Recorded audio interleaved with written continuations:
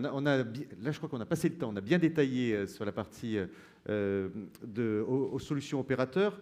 Maintenant, on va regarder la deuxième solution, qui est la solution que vous appelez...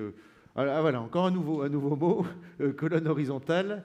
Et donc, vous allez détailler cette solution et avec également en termes de financement et les conséquences pour les copropriétaires. Oui, alors effectivement, en termes de mots, on peut en utiliser plusieurs.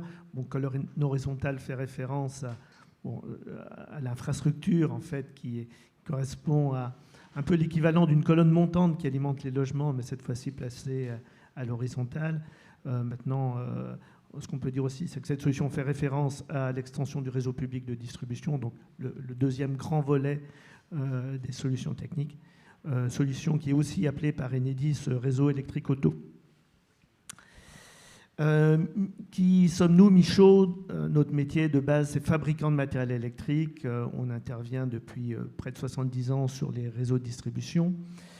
Mais concernant l'IRVE, nous avons développé une offre dans 3 directions. D'abord une offre produit sous la gamme Parkelec. Alors c'est une gamme qui aujourd'hui concerne principalement l'infrastructure qui correspond à l'extension du réseau public de distribution. C'est assez logique parce que nous sommes leaders en France du matériel de colonne montante qui vient alimenter vos logements en électricité. Donc développer des produits pour les colonnes horizontales était naturel pour nous. Et en la matière, notre offre est très large puisqu'elle concerne aussi bien la partie qui va être installée par le gestionnaire du réseau de distribution que la partie qui va être installée par un installateur sur la place de parking, en particulier le point de charge. Donc c'est vraiment une offre de bout en bout. Deuxième élément, nous sommes fournisseurs de compétences puisque nous avons créé notre propre centre de formation qui s'appelle Michaud Avenir, qui est aujourd'hui principalement axé sur ces infrastructures de recharge des véhicules électriques. Nous formons des installateurs, nous formons également des syndics, par exemple.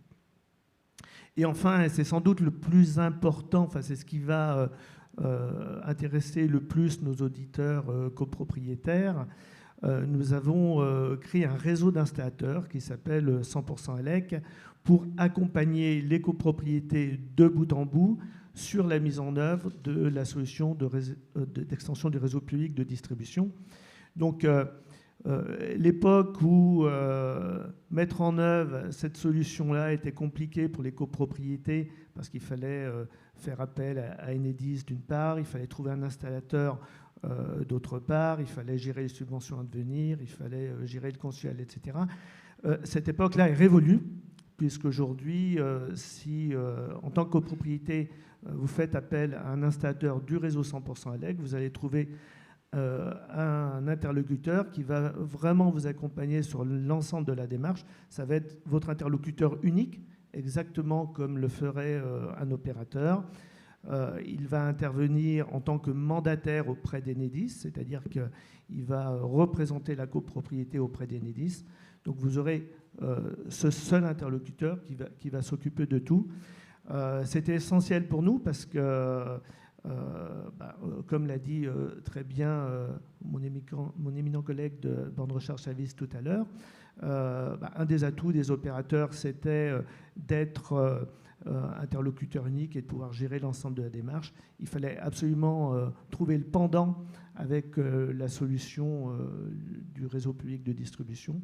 Donc c'est dorénavant le cas avec le réseau 100% ELEC qui compte aujourd'hui 90 installateurs répartis sur toute la France. Ce sont des gens que nous sélectionnons, que nous formons et qui sont des spécialistes de la copropriété. Donc 90 installateurs aujourd'hui, 200 à terme. D'ici 2 ans à peu près, ce sont nos objectifs. Maintenant, si on en vient sur l'architecture elle-même, donc vous l'avez compris, lorsqu'on met en œuvre une colonne horizontale, donc l'extension du réseau public de distribution à l'intérieur du parking, on va avoir un compteur Linky individuel sur chacune des places de parking. Donc, c'est ce qui va permettre à chaque utilisateur, chaque copropriétaire d'être autonome dans sa recharge. Alors, on appelle parfois à tort cette solution Enedis, mais Enedis accompagne toutes les solutions, hein, c'est important de le préciser ici. Vous voyez dans l'image qui se trouve sur le schéma, donc un exemple d'une infrastructure déployée de la sorte. Donc, on va retrouver un produit de notre fabrication qui est une armoire tout en un, qui reçoit à la fois le compteur Linky et puis les produits nécessaires au gestionnaire du réseau de distribution. Donc, on va retrouver aussi un coupe-circuit et le disjoncteur de branchement. Et au-dessus, en partie haute, on va retrouver le point de charge qui va vous permettre d'alimenter votre véhicule. Donc la solution réseau public de distribution est pour le coup également déployable sur les parkings extérieurs. Et ça, c'est un élément important parce qu'elle est préfinançable dans le cadre du mécanisme de préfinancement sur lequel je vais revenir dans un instant. Donc vraiment, cette solution-là fonctionne aussi bien sur les parkings intérieurs que les parkings extérieurs. Et comme le reste à charge pour les copropriétaires est encadré par la loi, elle va correspondre certes à un surcoût, mais un surcoût relativement modéré par rapport à un parking intérieur. Donc, dans le cas d'un parking extérieur, eh bien, au lieu d'armoires telles qu'on l'a vu sur le slide précédent, intégrant à la fois les matériels du gestionnaire du réseau de distribution et le point de charge, on va avoir le même type de configuration, mais cette fois-ci en totem, fixé au sol.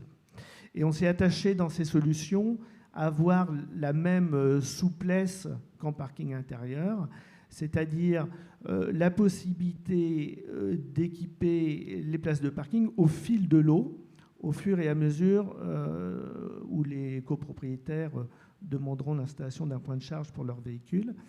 C'est-à-dire qu'on va faire le prééquipement de l'ensemble du parking en une seule fois. C'est ce qui va rentrer dans l'assiette de préfinancement. Et ainsi, on pourra ensuite installer une nouvelle borne de recharge sans avoir à faire revenir la pelleteuse, parce que bien entendu, une copropriété va souhaiter éviter que ce type de travaux soit récurrent. Alors, qu'est-ce que ça coûte maintenant avec la mise en place du mécanisme de préfinancement, qui est un mécanisme de préfinancement par le TURP? Donc, c'est le pendant de Logivolt pour les solutions opérateurs. Alors, là, il faudrait juste détailler l'acronyme. Oui, le TURP, c'est le tarif d'utilisation des réseaux publics d'électricité que nous payons tous sur nos factures d'électricité. Bon, c'est ce qui permet l'extension du réseau public de distribution. Et donc, une partie du TURP va être utilisée dans le cadre de ce préfinancement. Bon, c'est géré par le gestionnaire du réseau de distribution.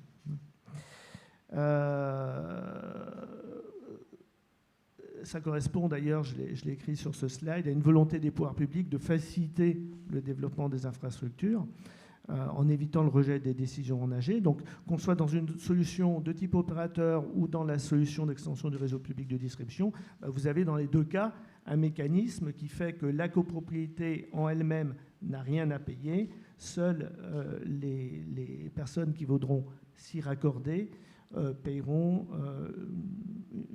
on va dire, leur quote-part de l'utilisation de ce réseau. Au moment où ils voudront s'équiper. Voilà.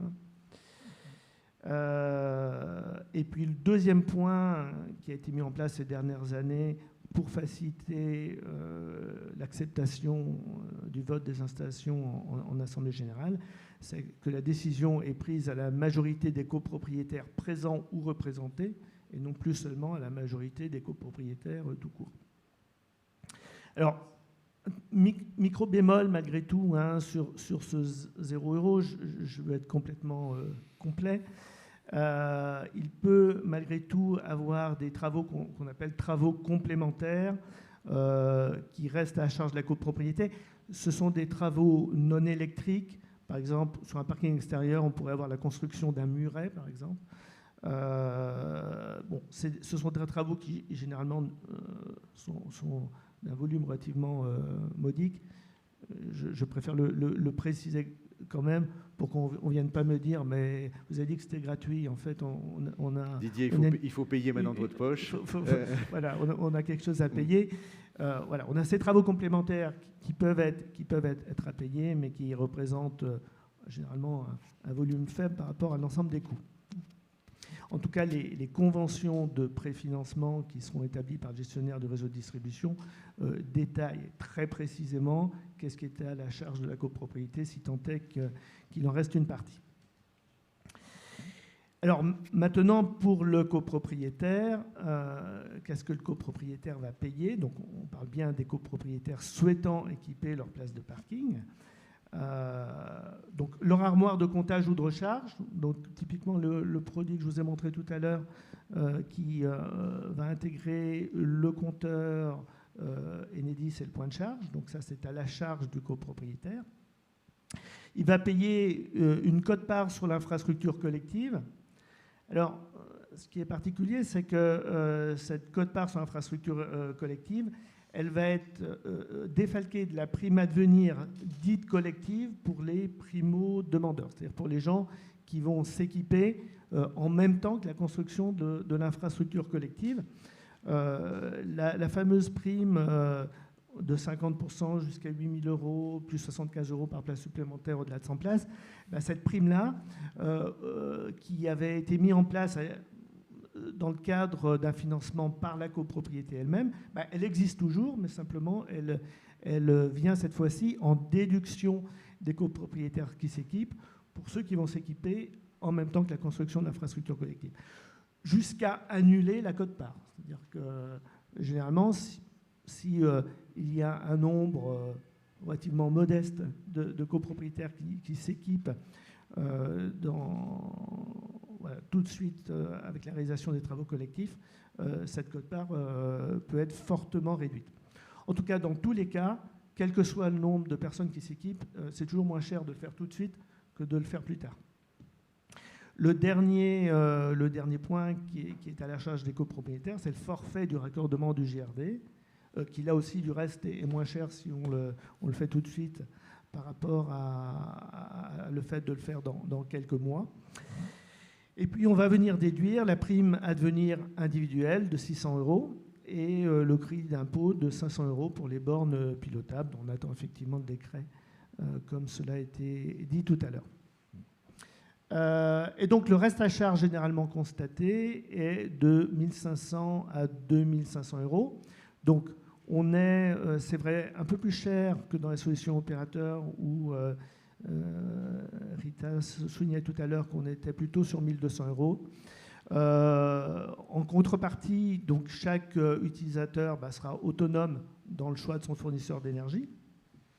Et chacun pourra choisir en particulier, par exemple, le tarif réglementé de l'électricité, donc avoir l'assurance d'un tarif encadré. Donc on va dire que c'est le prix de la liberté. Et puis c'est le prix aussi de pouvoir utiliser finalement ce point de livraison électrique pour d'autres usages que la borne de recharge, puisque en fait quand on fait appel à l'extension du réseau public de distribution, bien, on a un point de livraison sur sa place de parking et pour le coup on peut l'utiliser par exemple pour alimenter une cave à vin. Et là on reboucle bien avec ce qui était dit précédemment. Voilà. Pour en savoir plus, je vous invite à aller voir le site 100%elec.com où vous trouverez dans votre région un installateur qui pourra vous accompagner sur cette démarche si elle vous intéresse. Ouais, merci. Alors, j'ai une question de Jean, là, je vais les poser au fil de l'eau, qui pose la question, qui est un peu technique, hein, il y a encore une fois beaucoup de questions. Quelle est la rédaction exacte de la résolution que nous devrons inscrire à l'ordre du jour de l'AG pour cette infrastructure horizontale? À quel article de la loi doit-elle se référer? Est-ce l'article 24 ou 25 de la loi de 2021? c'est une question technique, mais je pense que les copropriétaires, ils ont besoin de ça, ils ont besoin d'être accompagnés aussi sur les projets de résolution qu'ils doivent mettre aux assemblées générales, et ça vaut aussi pour le choix opérateur. Hein. Alors, je ne vais pas entrer dans le détail ici, ça nous prendrait trop de temps, mais les copropriétaires peuvent justement s'adresser à un installateur du réseau 100% ELEC qui pourra les conseiller sur le texte de résolution à indiquer. Voilà.